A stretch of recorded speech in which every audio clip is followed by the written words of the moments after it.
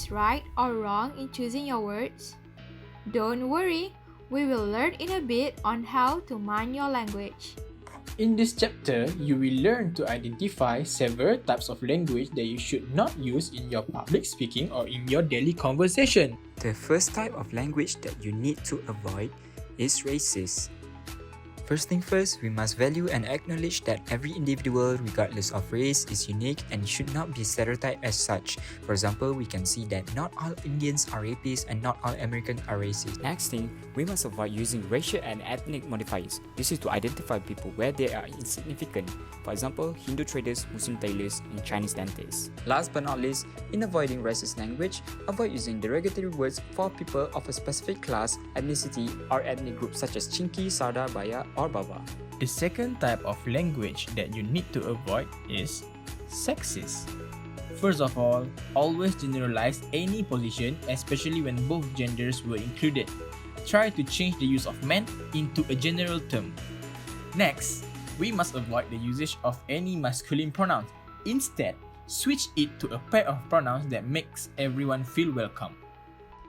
Last but not least, do not ever be biased with your audience. Try to use an expressions that can be closely related to both genders of your audience. The third type of language that you should avoid is ageist. Firstly, control your pace. Keep in mind that not all older people have hearing disabilities, so just speak at your normal volume and speed. Second, focus on the qualities. These groups of people have numbers of valuable experiences that are precious to be acknowledged. Do not talk down on their capabilities. Be inclusive. Always include them in your conversation even when the topic does not relate to them. Keep on stirring the topic that may help them to engage as well. The fourth part of language that you need to avoid is heterosexual. First of all, recognize that gays, lesbian, etc. are individuals.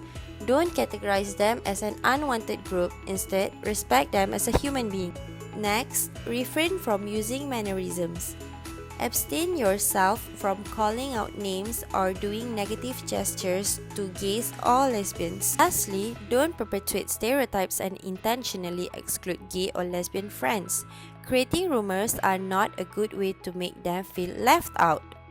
In a nutshell, this topic had given a great information regarding racist, sexist, ageist, and heterosexual language. And that is all. Thank you for joining us and don't forget to mind your language.